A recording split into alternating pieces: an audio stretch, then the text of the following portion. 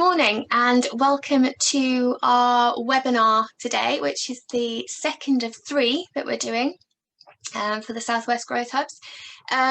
Today we're talking about the border operating model and essentially the Northern Ireland Protocol as well, which as many of you might have experienced so far or might have read about, adds a certain level of complexity to GB traders when dealing with Northern Ireland. Before I continue though, I'm going to invite my colleague Richard Morgan to say a couple of words. He's from the Growth Hub. Are you there, Richard?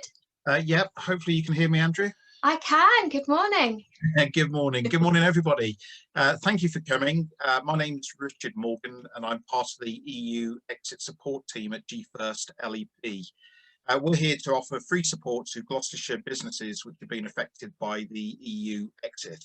If you're in Swindon and Wiltshire or the west of England, you can get similar support from your local growth hubs and your local LEP. Today, we're delighted to be working with Andrea in the Export Department to talk about the UK's border operating model and how that affects international and Northern Ireland trade. If you've missed our previous webinars on countries of origin, VAT and the services industry, you can find those on our website, which is at www.thegrowthhub.biz/EU exit. Where you'll also find podcasts, frequently asked questions, advice documents, and other resources. As Andrew's already said, there's another webinar coming up next week covering alternative and emerging markets, and that's next Wednesday. At that point, I'll hand over to Andrea now, but if you do have any questions about what free support is available from us, please don't hesitate to ask. Thank you. Super, thanks Richard. Okay, so border operating model, wow. This goes back to July last year when it was first announced, and we've had several iterations of it since then. So today I'm just going to talk you through the latest developments. Some of you may have read in the news that there have been delays to border controls and so on. We'll cover some of that as we go through. But then I felt it was really important to touch on Northern Ireland as well. Because some of you that joined last week, I may have touched on this. Northern Ireland has been kind of suspended in this kind of hybrid model somewhere between the UK and the EU, in so much as it's part of the UK customs territory, but it's still part of the single market for the purpose of goods. So it adds a level of complexity, not so much for Northern Ireland businesses trading with GB, but certainly for GB traders moving goods into Northern Ireland. But we'll cover that off as we go through. So just by means of setting an agenda, we're on an open kind of call today. We're not on a traditional webinar where you all have to put your questions in the chat. You can absolutely put your questions in the chat or in the Q&A, and we'll cover those off at the end. Richard will help me field some of those.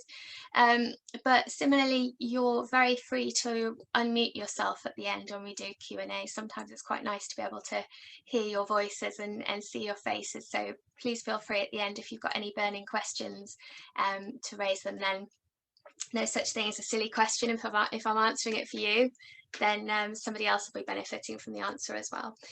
But just by means of setting an agenda, so we're just going to have a quick recap of where we're at now in terms of, the transition period has ended.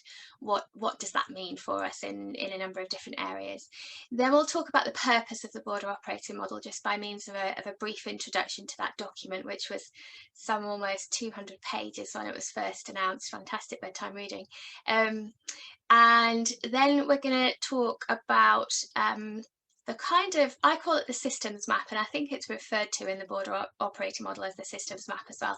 I find it fascinating because I'm quite sad that, sorry, just letting somebody in, that when you do an import or an export declaration, the different systems that are triggered and, that play a really important part of sharing that declaration data with different government bodies, and the whole pre-authorization and pre-notification kind of process that goes on. And there's a fantastic process map in the border operating model that explains that, and we'll talk through some of these different systems and databases, because depending on the commodities that you're moving, you may well have to register with some of these databases in order to do that pre-notification and authorization process. And then we'll talk a bit about what the government's done to boost the UK's infrastructure around ports and so on, because as you can imagine, you know, going from, I think there's some figures out there that say something like EU exit causes the UK to move from doing something like 55 million declarations a year to 255 million declarations a year. And certainly HMRC's old system chief, as you may be familiar with, certainly couldn't cope with that level of scale. So that's why CDS, or the Customs Declaration Service, is coming in as well. But we'll talk a little bit about how the government has essentially beefed up the provision at the ports to be able to handle these additional declarations, but also additional checks and so on, depending on the goods that are moving. We'll talk about the definition of goods, because the border operating model talks about standard goods, and then kind of controlled goods are goods requiring additional, having additional requirements placed upon them. So we'll define what those are so you can very clearly see where your goods fit. And then we're going to look at some of the process flows that the border operating model is actually, my hat's off to the government for producing really what's quite a comprehensive document, and the process flows in particular are very good because they break down the obligations and the activities by importer, exporter, carrier and so on. So you can see really to move certain types of commodities, everything that needs to happen. And we'll talk a little bit about import facilitations and special procedures.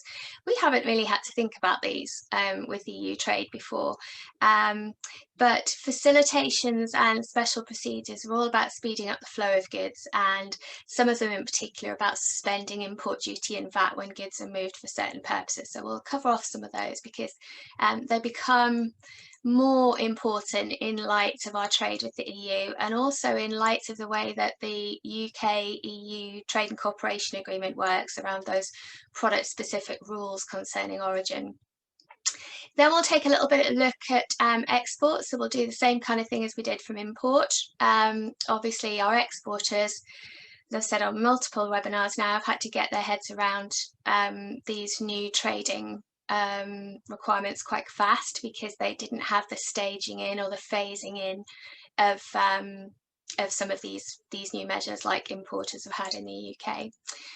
Then we'll talk specifically about Northern Ireland, and then we'll finish off with considerations for you as UK traders, whether you be exporters or importers. What are the things that you should be thinking of and should be having in place to make sure that you can continue trading and being successful in light of the new trading conditions that we've got with the EU. Okay, so just by means of introduction, where are we at now? So obviously we've got no single market anymore, we've got no customs union, we've got no free circulation of goods anymore. So essentially when goods are cleared at a UK port, they're free to circulate within the UK customs territory, so Great Britain and Northern Ireland. But if they're then subsequently exported to the EU, then potentially a tariff will become payable on entry into the EU, because we're no longer circulating those goods amongst what were 27 member states. Okay, we've got no longer got access to those EU free trade agreements. So as I said before, as part of the EU, we were party to some 70 plus free trade agreements negotiated globally, which meant that our preferential trading landscape was vast. We've come out of those. So the UK government is kind of playing catch up in terms of negotiating comparable trade agreements. So we've got a number of continuity agreements, or kind of replica agreements, and then we've got a couple of notable free trade agreements. Probably the most celebrated one was Japan, because it is a direct replica of the EU-Japan trade agreement. But we've got one with Singapore, decision in principle from Canada, and so on. And actually, you know, if you're interested, which you absolutely should be, especially if you're exporting and you want to know whether your goods can enter those export markets under preferential duty, then just do a quick search on the government website for UK trade agreements outside of the EU or something like that, and it will list where the government's at in terms of these negotiations and and the various different stages that they're at, whether they've been agreed or whether they're in the process of being adopted and so on. So we've now got the UK customs territory that has replaced the EU customs territory, as I mentioned. Oh, missed out VAT scheme actually. So we have left the EU VAT scheme. Also, the EU VAT directive no longer applies, and that has certainly, I think, the LEP and the Growth Hubs have already done a session on VAT, but that has caused a certain amount of pain for GB exporters, certainly on the B2C side of things, getting their goods to those consumers or those non-VAT registered entities, and accounting for that VAT in those local markets. So no more VAT scheme, no more distance selling threshold, no more EC sales list. We've now obviously got third country rules that apply between ourselves and the EU. And we've got customs formalities and border controls in place, which means that our commercial agreements and the way that we trade with our EU counterparts, so whether our suppliers or our customers, our terms need to be a lot more robust. You know, we've traded very informally with the EU in the past. This needs to change. You know, so companies are waking up to the fact that yes, we need to be talking Incoterms, and they need to be expressly stated in commercial agreements and on commercial invoices. So that's just one of a number of different things that need to be thought about. But certainly we need to be more robust in terms of our agreements with our EU counterparts. Obviously the UK EU Trade and Cooperation Agreement is now in force, and people are starting to live and breathe it for real and navigate product-specific rules concerning origin and understanding whether their goods qualify.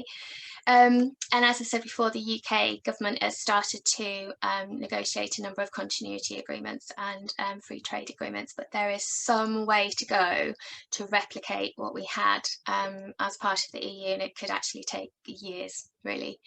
And yeah, finally, it's been a bumpy start for both sides. Both sides are feeling the pain, arguably a little bit more us at the moment, because we have phased in import controls on goods coming in from the EU, whereas we've had to pretty much step up to the plate immediately for our exports. So we're probably feeling a little bit more pain, but there's no doubt that there's pain on both sides, and that we should be reaching out to our EU neighbours to try and navigate our way through this together, because despite what the UK government said, despite what the Commission said, at the business level, at the business leader level, they're no more prepared than we are. So we've got to try and figure it out amongst ourselves. So just moving on to the border operating model. So in principle, the government said, you know, we had a kind of like perfect storm really last year, didn't we? We had the start of COVID, and then Brexit looming, or EU exit looming. Sorry, I shouldn't really say Brexit. EU exit looming. And the government was trying to think about ways of alleviating the burden on UK businesses. And obviously anybody in international trade knows that import is far more complicated than export. That's unfair actually, because export can be complicated, but import, you get into the realms of you know, dutiable value of goods and all that kind of stuff. So import can be more complicated. So obviously phasing in of import controls was in the government's gift, basically. So it had control over that, whereas we had no control over the obligations imposed upon us by the EU. That's why our exporters had to comply with everything from the 1st of January. But for our importers, there was this phasing in model. Now, there's been some 3 iterations of the border operating model. Now, the first one was announced in July, and we all grabbed it and furiously started reading through it to see what was involved. And then there was another announced in October, and then the final document in December. But those of you that have been following the news now know that there has been a further delay to the imposition of these kind of import controls into GB for goods coming in from the EU. So it may well be that there's a 4th iteration that reflects these new dates. But essentially the original phased in approach was going to be, you know, standard goods could delay their declarations, for example, up until June, and then there was another kind of staging in period from April that would require specific obligations placed on goods of sanitary, that have to comply with sanitary and phytosanitary measures. And then from July, it was assumed that the border operating model would be fully up and running and operational. So we'd have border control posts, and goods coming in from the EU that had to be checked would be routed through those. And I think what's happened is essentially we're not ready for that. The UK ports are not ready for that. So the government has made a decision to delay some of these obligations until October this year, and we'll go through some of those timings as we go through the presentation. But essentially the border operating model, like I say, it's a comprehensive document, it's a good document. It lays out all of the different facilitations and custom special procedures that that companies can access. It lays out the different border controls for different commodities, and it lays out standard things that UK traders have to have in place, if you like.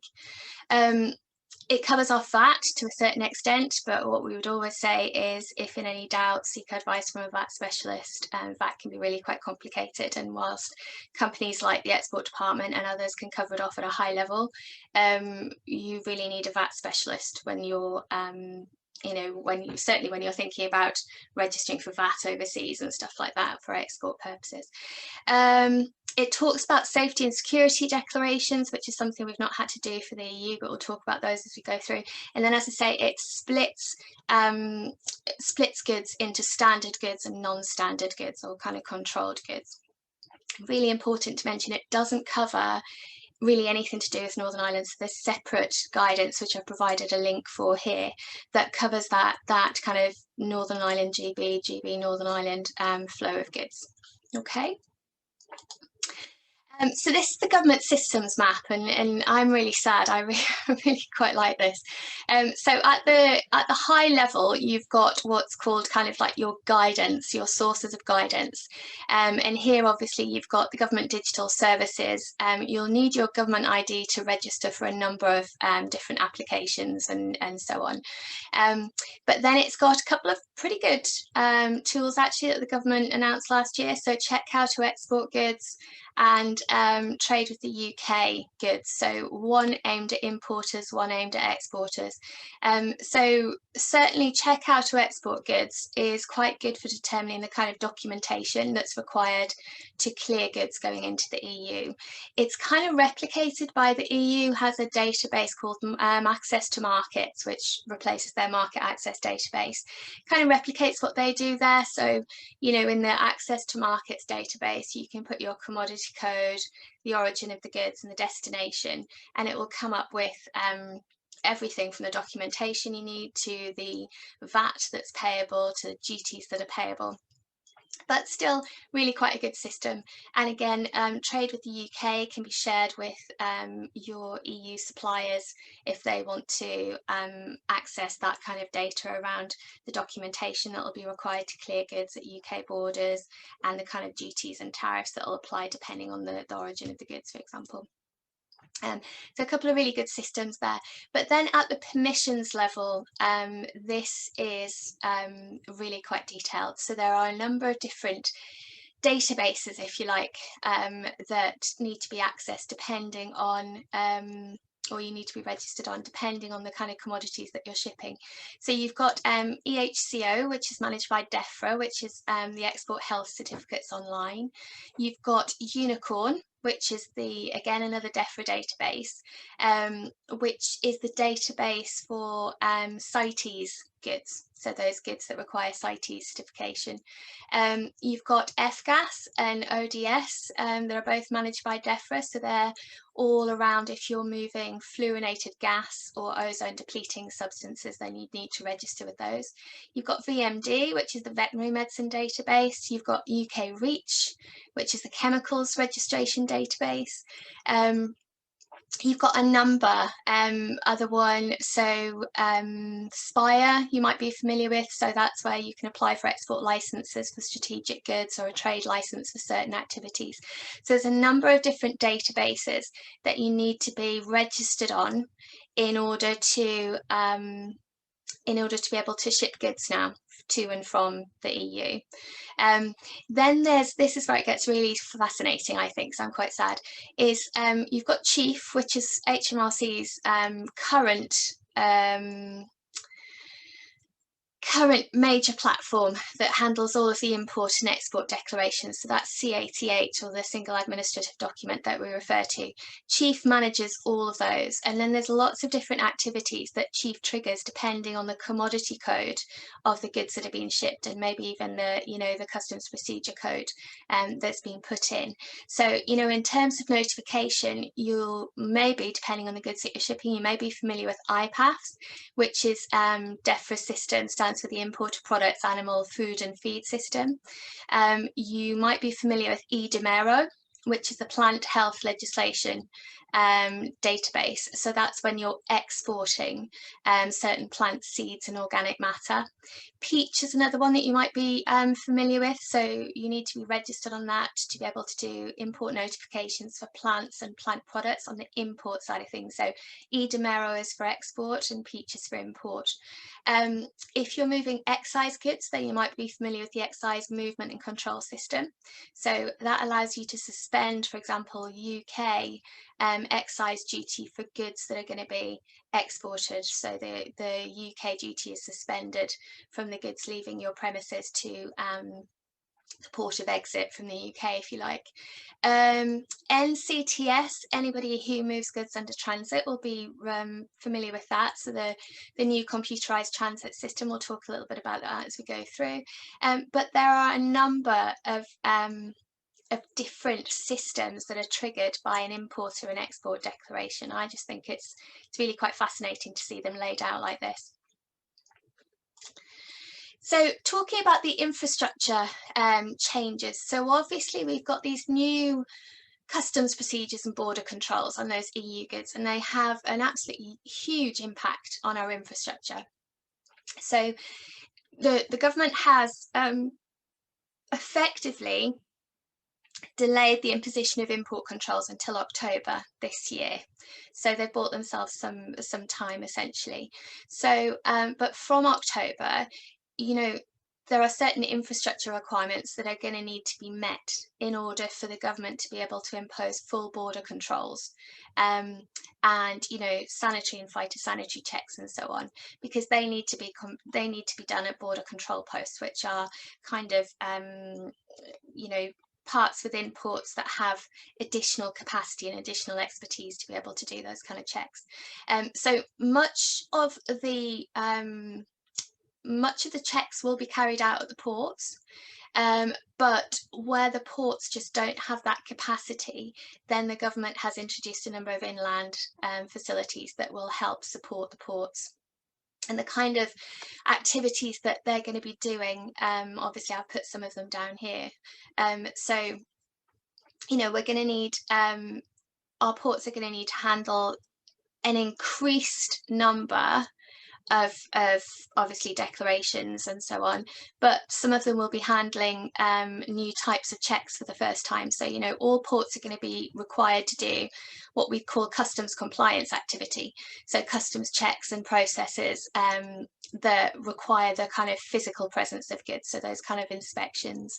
There's going to be customs transit processes and checks, so those functions that are required under the Common Transit Convention, so where you're starting or ending a transit movement.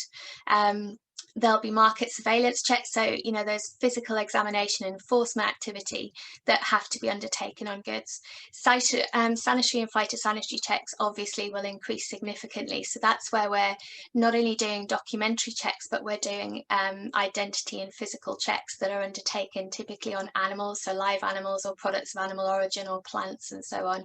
And then we've got CITES, so where a CITES permit is required, then that needs physical wet stamping, so certain ports will need to be authorised to do that. So this page here, or this slide here, shows the kind of nationwide layout of the ports and those supporting facilities that those different locations will be able to perform. So the ones in red, as it says, some of them are still awaiting planning permission. The square icon denotes a port that's able to accept goods into temporary storage. And the new pre-lodgement model that'll use the goods vehicle movement service, which we'll talk about in a little bit. So most of the major ports are able to operate those two different models, so the likes of Immingham and Felixstowe, as you'd expect. But then some will operate just the pre-lodgement model, where they don't have the capacity to offer storage, and that'll be the likes of Dover and Portsmouth, Fishguard and so on, that need to have the goods moving through and clearing quickly. Then we'll have the ports that can operate transit electronically using GVMS, like Dover and Holyhead, but then there'll still be some that rely on paper transit, at least initially, so that's the likes of Tilbury and Felixstowe. The government's also acquired 2 inland border facilities to support Eurotunnel and the Port of Dover. So that's Sevington and Dover White Cliffs. The challenge at the moment is going to be for the government to see whether those 2 sites can actually be expanded to conduct full border control checks from October 2021. Because obviously you've got a whole lot of planning and regulatory approvals that needs to happen. So that's kind of in a nutshell where we're beefing up all of our infrastructure, if you like.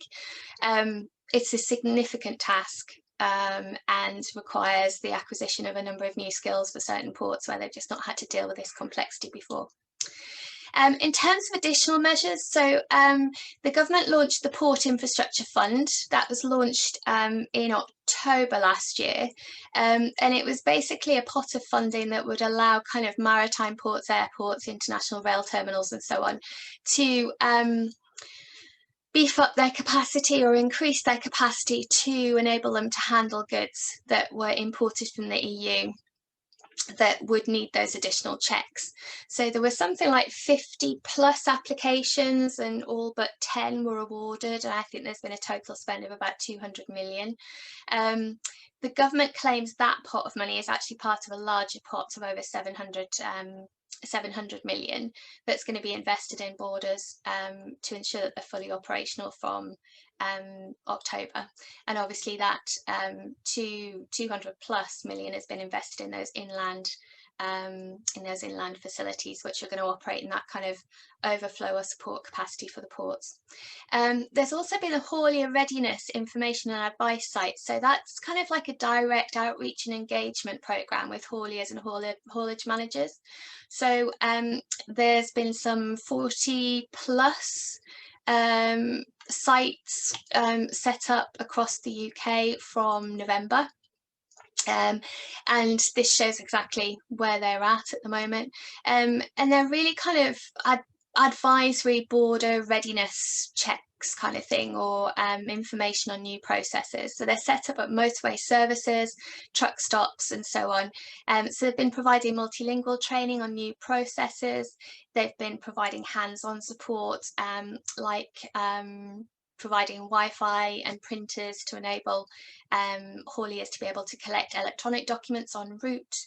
And then it's kind of an ongoing process to make sure that the government's providing the right level of support for hauliers' needs. There's also talk of at some point using these facilities to provide CTC facilities as well, so customs transit facilities if feasible, but that's some way off at the moment. In terms of what are referred to as IBF, so these inland border facilities, so to aid hauliers being able to access this new information, then there's been an app developed, which is the Attend Inland Border Facility. That's what the app's called, and it informs hauliers of a number of sites and what their capacity is, as well as being able for drivers to be able to notify the site when they're going to arrive and so on, and kind of book appointments and so on. So this is the app. That's basically the IBF, if you like, the IBF app. The other one that that's been in place since last year is the check-in HGV is ready to cross the border, which was previously referred to as smart freight. So if you can imagine, it's the haulier's responsibility, well, it's the trader's responsibility to make sure that the documentation is there for the goods that they're shipping. But then it's the driver's responsibility to present those goods. And obviously the fear was that if drivers were turning up to the ports with incorrect paperwork, that they'd be turned back at the ports, and that would add to already what was perceived to be the potential for real delays. So there was the process of, or a new system in place that's check-in HGV is ready to cross the border, and it's essentially an online form that's completed for every HGV leaving GB at the time of loading the goods, and it captures all of the details that the driver needs. So, you know, it could be just, you know, have you got the packing list? Have you got any transit accompanying documentation, right the way through to specific commodities like, do you have an export health certificate? Do you have a phytosanitary certificate, and so on? So it's a kind of quality control before the goods leave the, you know, say the exporter's premises through to when they arrive at the port. There's the goods vehicle movement service as well. So that is going to be quite imperative for speeding up the flow of goods. So it's allowing hauliers to link declaration references together. So a haulier moving several different consignments only needs to present one reference at the frontier, which will speed up things significantly. And they should, once they've lodged this, they should get notification of whether or not they can proceed or whether or not they need to file in for checks at the border. And then finally, there's free ports. So some of you that may be familiar with free ports or free zones, they're really a mechanism for growing or encouraging investment. So Dubai, for example, has some 30 free trade zones. There are a number of really successful ones across Europe as well. But the only one that currently exists around us is the Isle of Man. And recently the government, or the back end of last year, the government went out on consultation on free ports with the objective of setting up a free ports policy and establishing up to 10 in the UK. And there were some 350 responses, and certainly some of the ports like Liverpool, Immingham and Gatwick and so on expressed significant interest. And then obviously, if you heard the Chancellor's budget a few weeks back, he announced the first 8 of 10. So the likes of East Midlands have been awarded, Felixstowe and Harwich, Humber, Liverpool City and so on. Scotland and Wales and Northern Ireland are expected to announce their own free port policies in time, in due course. But personally, I'm a big fan of free ports, so I was quite pleased to see that these are moving forward. So looking at the definition of goods. So as I say, the border operating model splits these goods. So you've got, you know, what we call standard goods, which could be anything from clothing to electronics to machinery, ceramics and so on. Essentially those goods that don't require licensing or certification, and they don't have any special controls over them. So where these are referred to, these are the goods where companies have been able to defer their declarations initially until July, now until I think it's until January next year, actually. So that's kind of standard goods, and they're subject to what's referred to in the border operating model as the core model. But then there's these goods with additional requirements on them as well. So those goods that require CITES permits, those goods with additional customs requirements like excise goods, so tobacco and alcohol. Then you've got those goods that are subject to sanitary and phytosanitary controls, and other goods that fall under what we call strategic exports. So they're kind of like, you know, your wastes, your chemicals, all of these controlled drugs and so on, all of these fit within here. So they're all dealt with differently within the border operating model. Then you've got the border operating model also covers off it kind of defines what import controls are. So we've spoken, I can't recall whether it was last week, whether we covered this off, but obviously there's different types of import controls. So you can have direct prohibition, where you just can't ship product or receive product, but then you have also those that are subject to licensing controls. So you know, controls that are placed against specific goods or imports from specific countries. So the border operating model shows what goods are subject to those kind of licensing controls from, or have been from, the 1st of January. Then obviously, like I say, you've got prohibited goods. So, you know, there'll be goods where we just cannot bring them in or ship them unless there's any kind of derogations where those prohibited goods can be imported.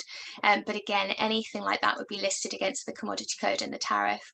And then sanctions. So the UK's implemented a range of autonomous sanctions from when we left the EU. And they're all regulated under the Sanctions and Money Laundering Act 2018. But we've also essentially grandfathered over sanctions that were in place as part of the EU as well. So you really need to familiarise yourself with the sanctions that are in place against your commodity, if there are any, or similarly whether any licenses are required to ship your goods.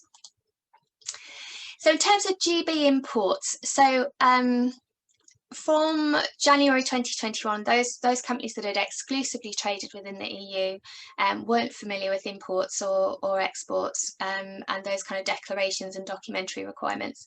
And goods, you know, we could ship goods from where I am today in Swindon to, you know, Seville in Spain as easily as I could ship them up the road to Sheffield, for example.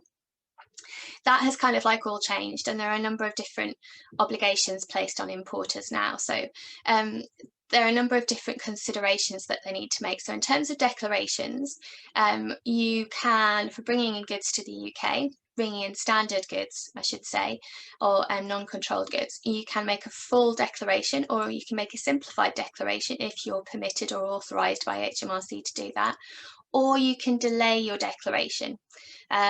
So that's where we get into the realms of entry and declarants records.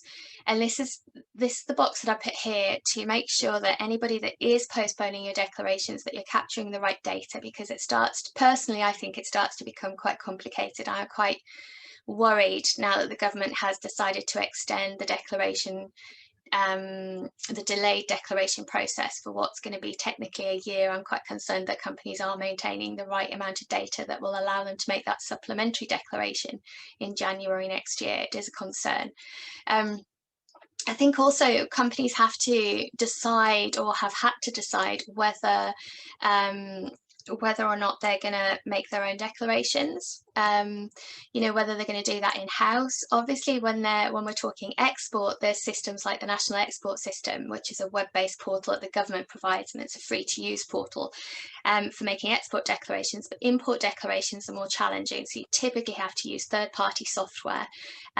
You need a badge for chief, and you may need a badge for the different ports that you're importing from, and that can, you know, the cost can start to escalate.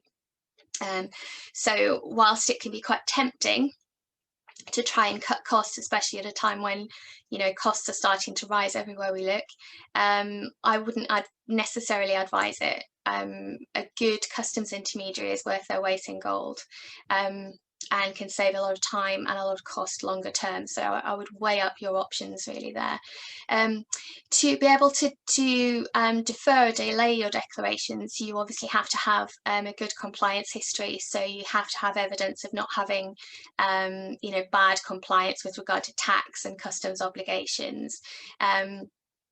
So where you're not compliant or you're not solvent, then you won't be able to access the likes of duty deferment accounts and so on, which are required for deferring declarations.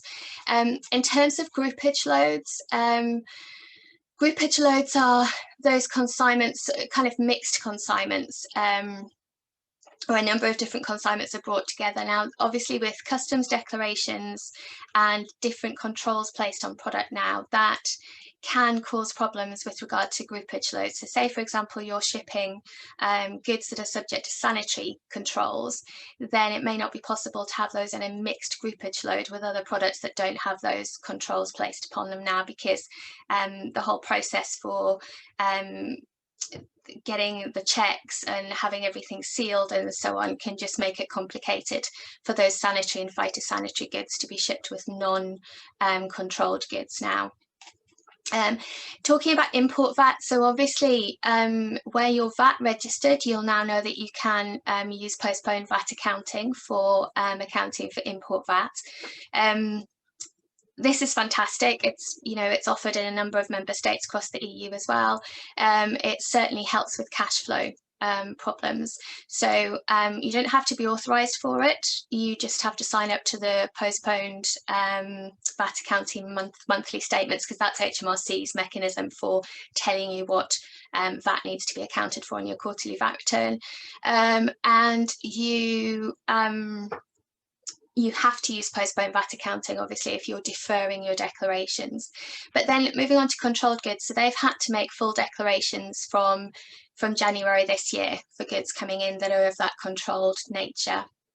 They're still permitted to use an entry and declarants record, but the time period is shorter. So, typically within 14 days, they'd have to have made their supplementary declaration to HMRC. If you're not VAT registered, I should say, then you've got the ability to use a duty deferment account to defer your VAT. I do have to march on, actually, because we're getting quite short of time. This particular flow, so moving on to the import flows from January, if you imagine this is from January. So this example I've given covers both standard and controlled goods, and in this case it refers to excise goods, and they're coming into a UK port that has customs control processes in place. So it shows a full declaration and also the process for a delayed declaration, and it breaks down, as I said earlier, the activities and obligations by importer, authority and carrier. Okay, so here we talk about kind of like the pre-import steps. So, make preparations to trade. So are you going to do the import declaration yourself? You're going to use a customs intermediary. Are there any approvals that are required? So, are you going to make a simplified declaration, and you need to be authorized to be able to do that? Obviously, you're checking the tariff, so you can determine what duties are paid. If the goods that you're importing are coming from the EU and they're of EU origin, then you should be able to import them without duty. But say they're third country goods that are being imported from the EU, then there's a duty that will apply, and that will be in the UK global tariff. Think about how you're going to account for those duty and VAT. Are you going to use your freight forwarders deferment account, or have you got your own deferment account set up? Are you going to use postponed VAT accounting for the VAT element? Obviously, with the controlled goods, is there any check that you can actually you've got all of the information to make the import declaration? Standard goods, you can defer that declaration, so you can just make that entry in your own commercial records. And then the core import process, so deciding if the goods are subject to suspension, so duty suspension, so you'd need an electronic administrative document to accompany the goods. Controlled goods, make sure that you've, so this is assuming that the goods are going to be stored, that you've made the declaration within 90 days of the goods being presented to customs. So the goods are going into temporary storage here, so you've got 90 days at the port before you have to make the declaration and that duty becomes payable. Right the way through to the controlled goods, obviously the duty and the VAT is payable immediately, whereas the standard goods, if you're making that deferred declaration, then the duty due on those standard goods will be deferred until what is now January next year. And here you've got, so you receive the standard goods, you make the supplementary declaration within 6 months, or it will be 12 months now, so you would have had to have made it by July. Now it'll be January next year. So you can see here you've got the importer's responsibilities, you've got the carrier's responsibilities, and then you've got what the systems are doing here. So you can see that Chief is quite often positioned as the risk assessment process for HMRC. So it defines which goods are subject to checks and which goods kind of flow quite freely because they're low risk. Then I've chosen here a process flow for import of goods that have specific controls on them, or those additional requirements. And here I've used products of animal origin. So here there are further things that need to be done. So again, we split by exporter.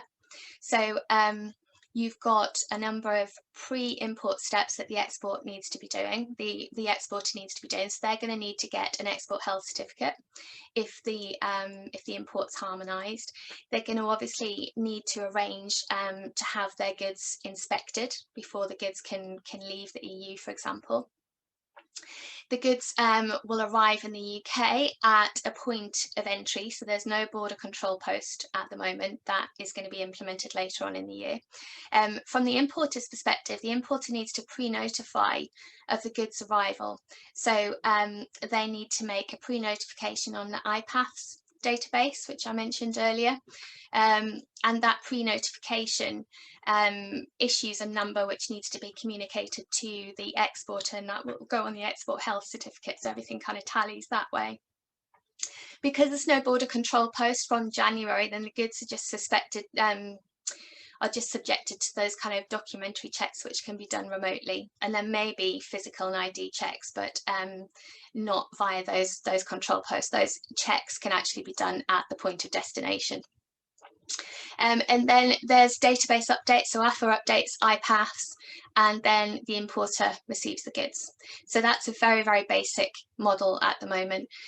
So until October 2021, these goods don't have to go through border control posts. Okay, in terms of what's changing from October, so obviously I mentioned earlier the government's developed that new pre-lodgement model. So that's an alternative for those ports that don't have the capacity to offer that temporary storage. So there's the traditional temporary storage model where goods coming into GB can be stored at the frontier for some 90 days before the declaration's been made and the duty and the VAT becomes payable. But the new pre-lodgement model is where the haulier will have submitted a customs declaration in advance of boarding at the EU side, and it uses the goods vehicle movement service. So there's a lot of processing that's done while the goods are actually being transported, which means by the time that they arrive, the haulier is presenting one single reference, and they'll know whether they can proceed or whether those goods have to be, filed off to be checked, for example. Customs approvals, so from October 2021, any frontier location that receives or dispatches freight from outside the UK will need to be a customs approved area, and then we're not there yet. Border control posts, so they will be implemented now from October 21.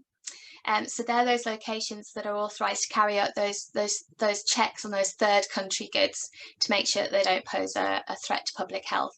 So those live animals and goods requiring sanitary and phytosanitary. There's a number of ports that have just been authorised to open border control posts. So Humber, I think, has just had 3 new posts authorised where they'll employ something like 40 people in each one of those to carry out those checks. Safety and security declarations on goods coming in from the EU will be mandatory from October. Or actually the timeline slipped slightly. So there are several different timelines depending, or timings that you have to meet depending on how the goods are being transported. So if the goods are coming in from via Eurotunnel, for example, then customs would have to have the safety and security declaration 1 hour before the goods were arriving. Short sea journeys 2 hours before the goods are arriving, and so on. So the timing of that safety and security declaration is depending on the means of transport.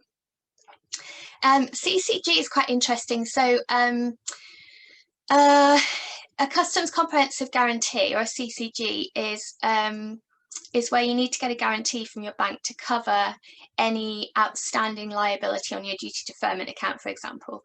And you actually don't need that now for when HMRC is authorised you to use special procedures like inward processing or so on. When you've got a full authorisation, you don't need that CCG. So anybody that's got those full authorisations for inward processing or outward processing, for example, can cancel their CCG unless HMRC is advised that they they need it. Where companies are using what we call declaration or authorization by declaration, that's where you're using something like inward processing or outward processing, but you're just doing it no more than 3 times a year. That under those circumstances you'd still need a guarantee from your bank, but this is quite a big one to actually remove it for those full authorizations, because obviously getting a guarantee from your bank can be challenging, especially in today's climate. And the temporary moving on, the temporary storage, so that 90 days at the frontier port, that's obviously permissible now from now moving forward, basically. So those goods can stay at the port for 90 days without the declaration being made and without that duty become payable. And then bulk declarations. So they're really those parcel operators like DHL and so on can make those bulked customs declarations for goods that are no more than £135 in value. And then reusable packaging, we've got obviously it's quite common for companies to import goods and then send the packaging back and then bring the goods back in with packaging. There's the notion of making a declaration by conduct now for reusable packaging, which negates the requirement for a full declaration for those goods that you might be sending back or bringing in empty to send back full, or vice versa. So looking at the import flow from October, this is using the pre-lodgement model. So again, I suppose the differences here are we've got entry summary declarations now. We're showing the obligations on the carrier to make sure that the driver meets the entry requirements. And over here, we're seeing the goods vehicle movement service in full swing. So where the haulier is going to be adding all of the consignments together to get one reference and then updating that with the vehicle details as well. And then, like I say, while the goods are in transit, then the data is processed, and then at the point of entry, the driver knows whether he or she can proceed or whether the goods need to be checked. So that's kind of like a fully fledged import flow from October. And then looking at how that same products of animal origin might change once we've got the border control posts up and running. So you've basically got pretty much everything is the same in terms of pre-notification and pre-authorization. So the importer will have to make a pre-notification on IPAFFS. IPAFFS processes that pre-notification. Obviously, the exporter is making the export declaration and the importer is making the import declaration. But then here we've got at the border, there's a lot more happening. So we've got goods will have to be routed through a certain point of entry, and that will be a point of entry that has a border control post. And that's where those physical checks will take place. So the Port Health Authority will be doing those physical inspections of those goods and could pull some of those goods for lab tests if necessary. And then the database is updated with the outcome of those checks, and goods are either authorised to proceed or they can be stopped and not allowed to proceed, essentially. So you can see basically a lot more is happening. We've got the entry notifications, the safety and security declarations, and then we've got a lot more activity when the goods enter the port. I just wanted to touch briefly on facilitations and simplifications. So we've got a number of them that apply to imports. So we've got transit. So that's where processes are taken away from the ports, essentially. So you can have different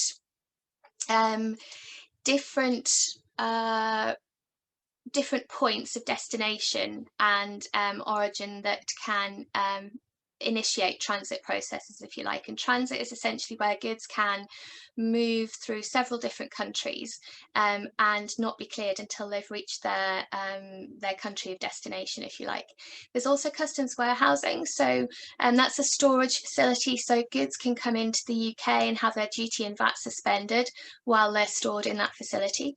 Inward processing allows the duty and VAT to be suspended if those goods are coming in for repair or for manufacturing purposes, so for further processing. Outward processing if goods are leaving the UK to go out to be repaired or further processed, for example, they can come back into the UK, and there are reliefs on the duty and VAT that are payable when they come back in.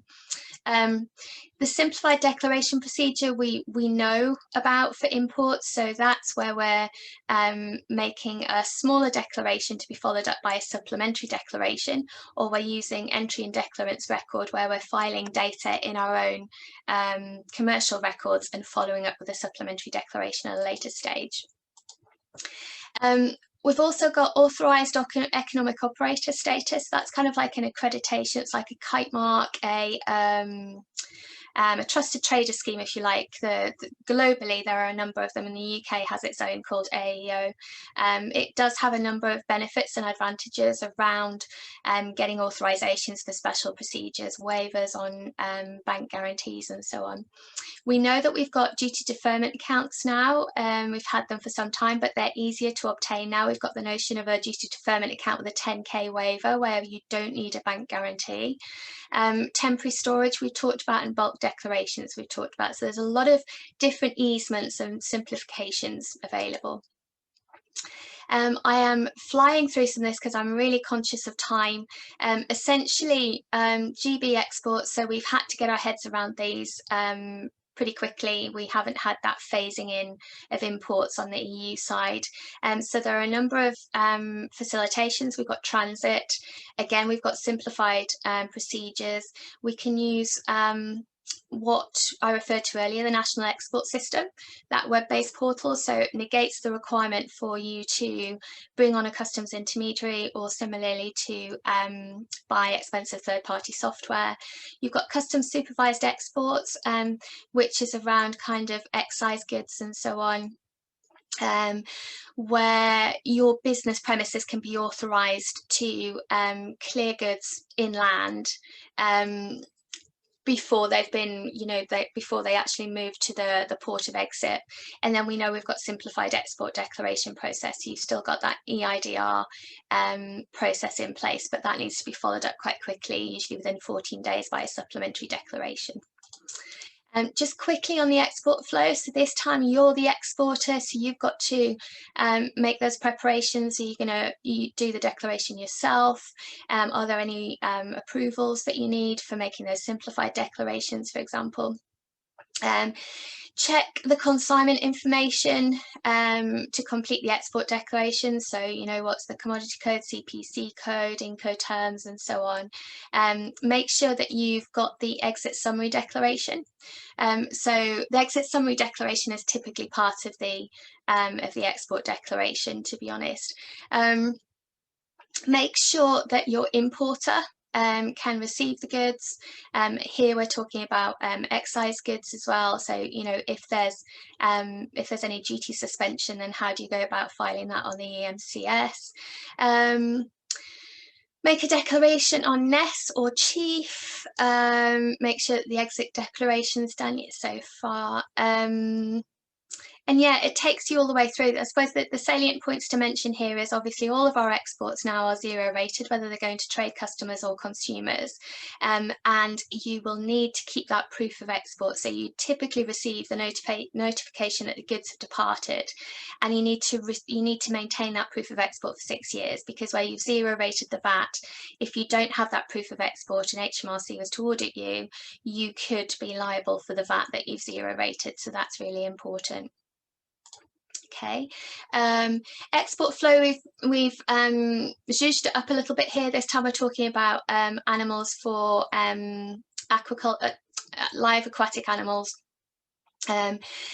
Essentially from, well, we've saying from July here, but pretty much immediately for goods that have goods need to be accompanied by an export health certificate.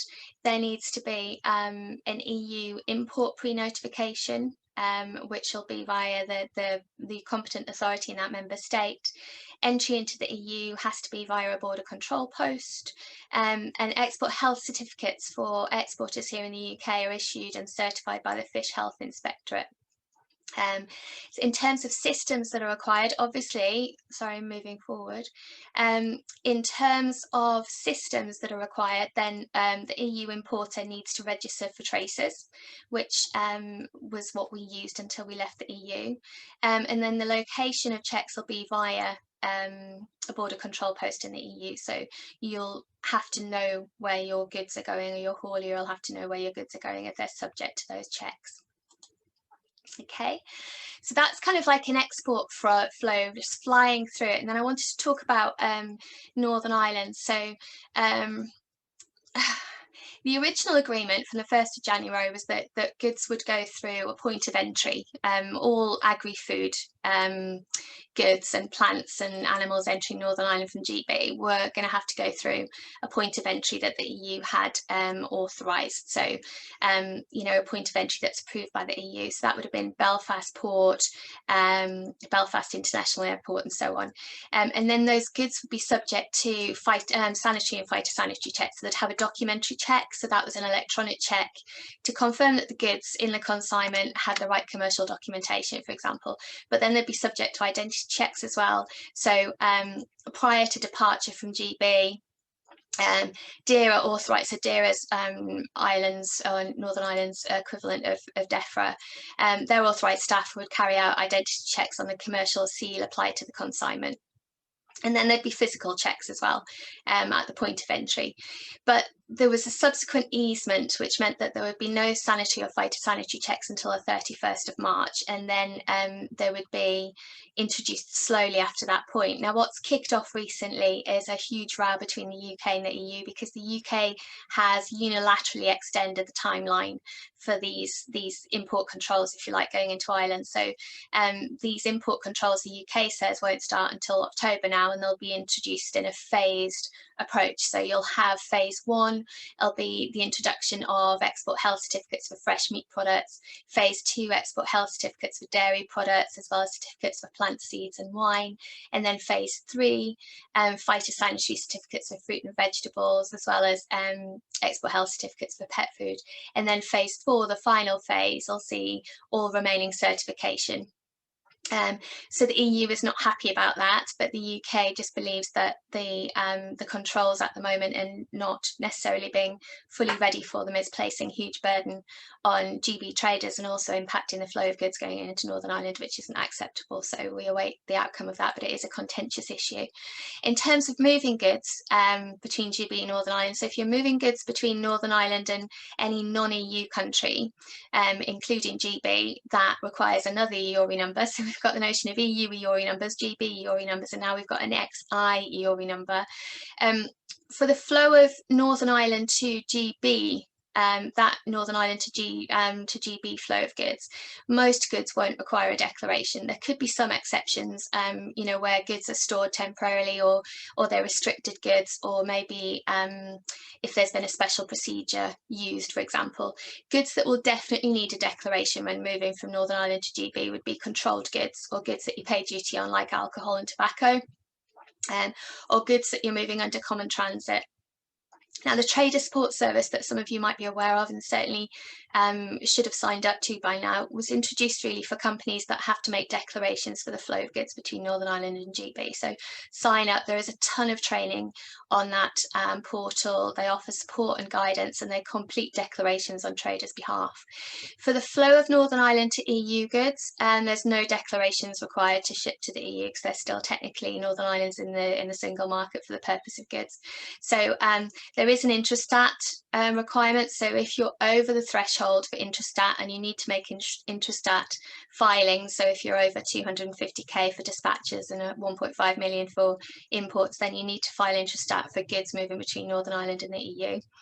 For GB to Northern Ireland goods aren't declared on exit from GB, but they're declared on entry into Northern Ireland. So there needs to be an entry summary declaration, so for those safety and security purposes, before the goods arrive, and then the goods need to be declared where they arrive, either using a full or a simplified declaration if authorised.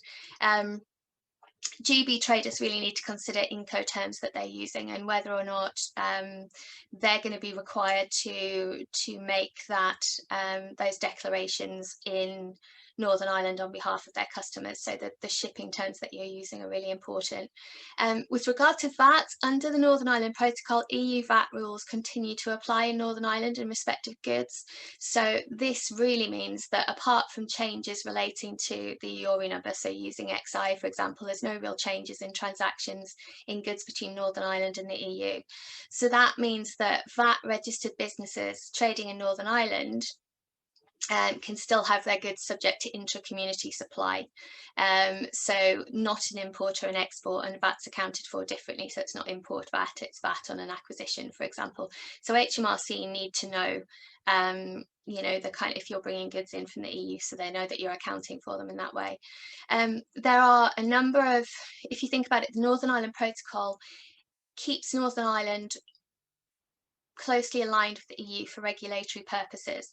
So regulations around placing manufactured goods on the market and so on is something that can be an issue if you're, say, for example, a GB trader who is placing goods on the GB market and on the Northern Ireland market and on the EU market. And I suppose the one I would reference here, because it comes up a lot in clients that we're supporting, is the CE mark. So I feel like I've been talking about CE and UK CA mark for years, but the UK CA mark is the conformity assessment mark that the UK has introduced for those goods that used to require the CE mark. So a UK CA mark is needed to place those goods on the GB marketplace, but it's different for when those goods are being placed on the EU marketplace or the Northern Ireland marketplace. So a CE mark is still required to place goods on the European marketplace. So some goods that are supplied in the UK, or in GB rather, and in the EU, are going to have to be dual marked with the UK CA mark and the CE mark. And then there's different requirement for Northern Ireland. So if a GB trader is using a UK body to carry out any, you know, conformity assessment on goods that are going onto the Northern Ireland marketplace, then the company would have to apply for what's called a UK NI mark as well, and that UK NI mark can't be used on its own. It has to accompany the CE mark. So you could have a situation where you've got UK CA and then you've got CE UK NI on there as well. But I mean, we've been referring clients very successfully to BSI for advice on the UK CA mark and CE mark, because they've got a foot in both camps. They're obviously a UK company, but they have a legal entity in the Netherlands, so they're brilliantly placed to advise on the different markings for each market. Looking at goods requiring additional or having additional requirements placed on them, so those sanitary and phytosanitary measures, obviously companies moving live animals are going to need an export health certificate or to go through a border control post if they're exporting live animals from GB to the EU, if they're moving live animals from GB to NI, and if they're transiting through the EU and NI. And similarly, composite foods are the same, so moving from GB to the EU, they'll need to have any export health certificate and go through a border control post, and the same moving from GB to Northern Ireland, and the same going from via transit from the EU to the NI. So there's a lot of stuff going on there.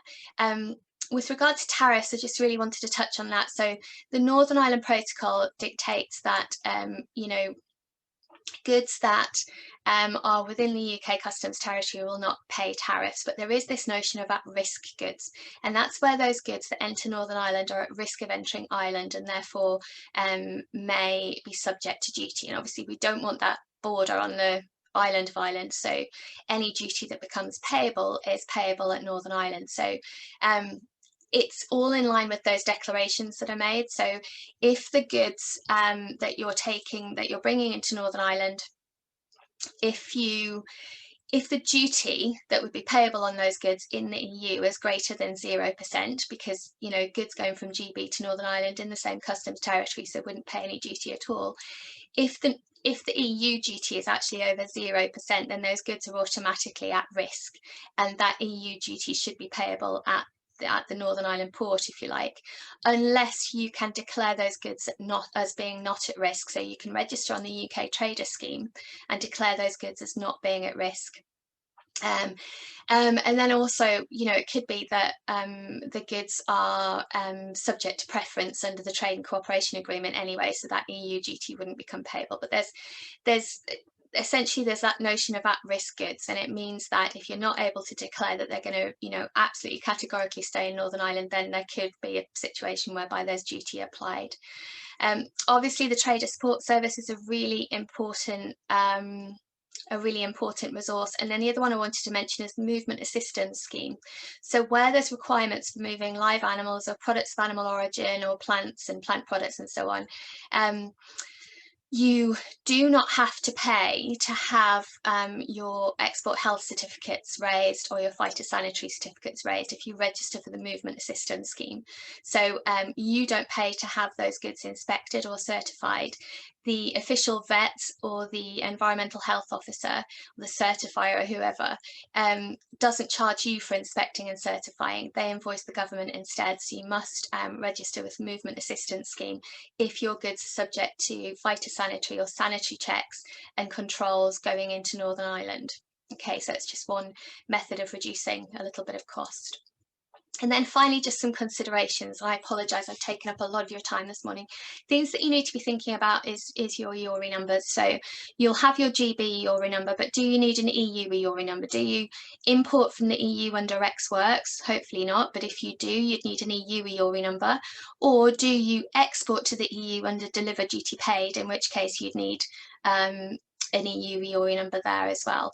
Do you have a requirement to declare goods going into Northern Ireland? So make those entry summary declarations or make those declarations, in which case you'd need an XI EORI number.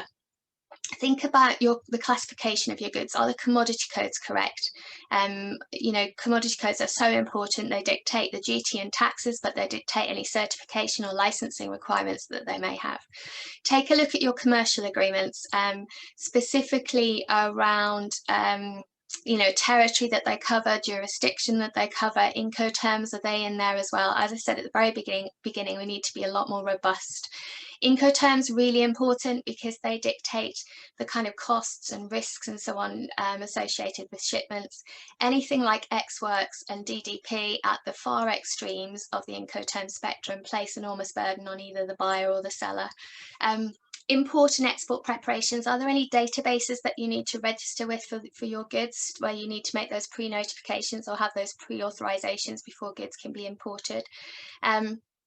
Documentary requirements. Do you know what documentation needs to accompany your goods? And going back to the beginning, those databases like the Export Market Database and also the EU's Access to Market Database are a great source of highlighting the generic documentation that you'll need, but also specific documentation based on the commodity that you're moving.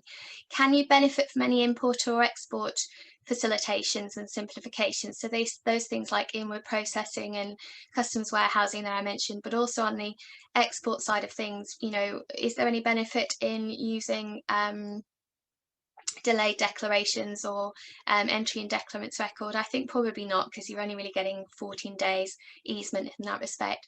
Think about your compliance history. So when you're applying for things like duty deferment accounts and using postponed VAT accounting, your compliance history might impact you there. And certainly when applying for a duty deferment account, HMRC might be a little bit more robust in terms of asking you for more financial data than they might ask of other companies. Tariff rate quotas. So just be aware that when you're using delayed declarations, you can still obviously use quotas, but quotas are typically on a first come first serve basis. So if you're delaying the declaration, the quota reference would be applied to the declaration when it's made, and it could be that the quota is exhausted by the time you make that declaration. Get your head around customs valuation. So when we're bringing in goods from the EU, they're subjected to the same customs valuation that goods are brought into the UK from the rest of the world. So it's the cost of the goods plus the insurance and the freight to get the goods into the UK. That helps you come up with a dutiable value, and that's what HMRC will base your duty on. And then VAT, import VAT, is based on that whole sum. So it's kind of a cumulative. You've got cost, insurance, freight, duty, and then VAT is applied on all of it. Think about whether or not you need a duty deferment account. If you're not attracting duty on the goods that you're bringing in? My guess is probably not. You could get away with just using postponed VAT accounting, which seems simpler. Think about return goods relief. So previously, if goods have been returned to you in the UK for repair or whatever, there wouldn't have been any duty or anything payable on those. That changes now, but returns good relief will allow you to reclaim any duty and VAT that's payable on those goods. Think about groupage loads, whether you can still ship your goods in groupage, because if you can't, then the cost of transport go up quite substantially. We have a client who had to book a 20-foot trailer for 9 pallets of frozen pork recently, which was a huge cost, but that's because those goods are subject to sanitary controls and they can't ship them with other goods that aren't subject to those controls. Think about Intrastat, if it still applies to you. So if you are over that 1.5 million threshold for goods coming into the UK, then you still need to file Intrastat for this year, but not from the beginning of next year. And obviously, as I mentioned, for Northern Ireland, that will continue. Those Intrastat filings will continue for as long as the Northern Ireland Protocol is operational. Think about rules of origin. So on the export side of things, are you familiar with the product specific rule that applies to your commodity? Can you demonstrate that you've got your bill of materials, that you are that you are classifying your origin correctly? Are you making the statement on origin correctly on the commercial invoice? Otherwise, your importer will have to pay duty at the other end, and that's really important. We've had clients that have continued to put origin UK, and because it doesn't have the exact statement on origin as in the trading cooperation agreement, their customers have had to pay duty. So make sure you understand that you're determining the origin correctly, that you can prove it if asked, and that you're making that statement on origin correctly. Where there is the potential to make a retrospective claim for preference. So on imports, if you have had to pay import duty, but then you can retrospectively prove that you shouldn't have to, then there's a process for reclaiming that preference. And then please think about the proof of export as well. So we've not had to do that for EU shipments up until now, but where you're zero rating VAT on those goods going to consumers or trade customers, then you have to be proving to HMRC that those goods physically left the UK, otherwise they can come after you for the VAT that you've zero rated. Then I have given 3 slides here with just additional sources of information covering things that we've spoken about today. And yes, that's it from me. I do apologise. I've gone well over time. And as I always say, it's time you'll never get back, so I do apologise. But my details are here. If anybody has any questions at all, please feel free to fire me a quick email.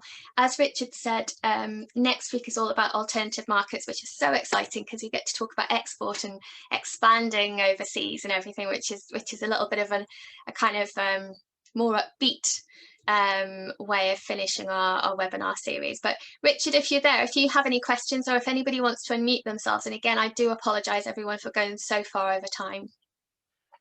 Andrew, no, thanks ever so much. I don't think anyone cares that you overran, Andrew. It's such a comprehensive and detailed presentation, and we all got so much value from it. So thank you ever so much. I do have a number of questions that's come in over email. Okay. The first one, Andrew, it's an easy one, but it's about the border operating model document itself. I think some people have been confused that it's an abstract concept, whereas in reality, the border operating model is literally a 200-odd page PDF that you can look at. Did you just want to expand on that and where people can find this border operating model? The best thing to do, I don't have the exact URL, although actually I think I have given the URL. Yes, there we go. So the URL is actually in the slides, which I'll get to the Growth Hub today. So when they send those out, that will take you to the latest version, which is December's. And like I say, there may be a subsequent version announced with the new timelines. Fantastic. No worries. Andrew, you got a lot of people quite excited about when you started talking about the previous smart freight, which is this concept that you can get some heavy goods vehicles checked before they leave the office or the factory or the warehouse or whatever it be. Yeah. A number of people emailed me saying, tell us more, how expensive is it, how can we sign up? Is there anything you can expand on that? I can't. It's not something that I've had to look into for any clients yet, to be honest. I can't imagine it being a signed up for or a payable service, to be honest. It's certainly a web-based portal that the haulier or the driver will access at the point of origin, if you like, so where the goods are being collected from, and it's almost going to be mandatory for them to do it, otherwise they risk getting to the port and being turned away if they don't have the right documentation. So I can't see it being chargeable, but I do see it being mandatory over time to try and alleviate the pressure on the ports. I would say Google it to find out more. I'll certainly do a little bit of digging. I've not had to look into it for clients yet. I'm pleased to see that people are excited about it though. It's just a kind of quality control measure that I can't see why we haven't been doing before. Fantastic, thank you, Andrew. Just a couple of questions on commodity codes, our old friend. So one question's come in and basically said that there's no commodity specific code set up for my product. What should I do? And then a second question's come up, say that we've done quite a lot of work and investigation on commodity codes. There is not one that specifically fits our product, but everything that's close, it has exactly the same duties and same VAT. So there's no difference if in which commodity code they should use. And they're basically asking the question, does it when duties are the same and VAT is the same, does it really matter what commodity code that they actually use? So if I answer the first one first, so depending on whether there's a couple of things you can do. You can, where you're unsure about your commodity code, whether it be on import or export, you can contact HMRC using their tariff classification service, which is you send them an email with a full description of the goods, any imagery that you've got, and you tell them what the commodity code is that you think applies. They will typically respond within 5 days, although it's taking them longer at the moment, and they'll come back and say, based on your description, the commodity code we think is correct. Based on your description, actually, we think you should be using this. Now, there'll always be a disclaimer that says this isn't a legally or an official instruction, but because it's an email service, you can print it off, file it in with your commercial records, and if you're audited in the future, you can demonstrate that you've done a level of due diligence. So that's the easy way to do it. For goods that you're placing on the EU marketplace, you can apply for a binding tariff information, a BTI, which is the belts and braces approach. You'll typically have to provide all the information I've just talked about, but then samples also, and then you're given your own commodity code, which is legally viable for 3 years and can be extended. For goods going on the UK marketplace, we don't use the BTI system anymore. We have to apply to HMRC for what's called an advanced tariff ruling, or an ATAR. But it's the same process, all of that information, samples outside of COVID, they're not accepting samples at the moment, and they will do the same. They'll give you a commodity code that can be used for imports into the UK for 3 years and can be extended. On the latter part, where you're compliant from a duty and VAT perspective, it's less problematic, but you have to remember that the goods, specifically on import, HMRC is capturing statistical data on those, and that statistical data is important, and as importers we have a legal responsibility to make sure that our import declarations are accurate for that purpose, as well as import duty and VAT. I would say you're not going to get as hard a rap on the knuckles if you're going to be audited, but I think it would be better to show that you've done a level of due diligence. So I would, at the very least, email HMRC using their tariff classification service and ask for some extra guidance.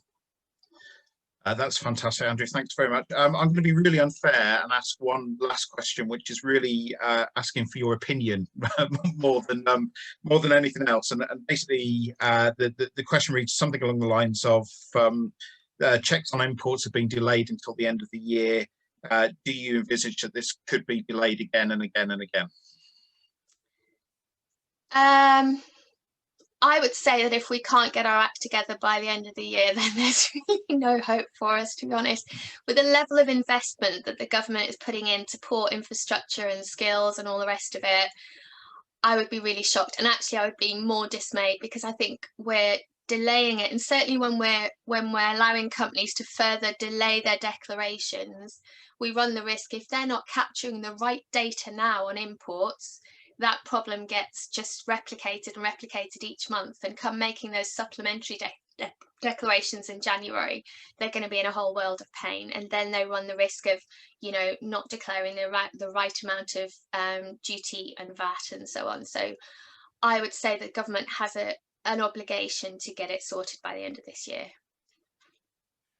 That's great, Andrew. Last thing I'll say is I'll just echo, a number of people have said thank you again for the presentation. It's been absolutely fantastic. So again, I echo that. And thank you. Yeah, thanks again. It's a huge subject to try and fit into an hour, so I do apologise I took up so much of your time. If anybody's got any questions, always happy to get an email on those. That's not a problem.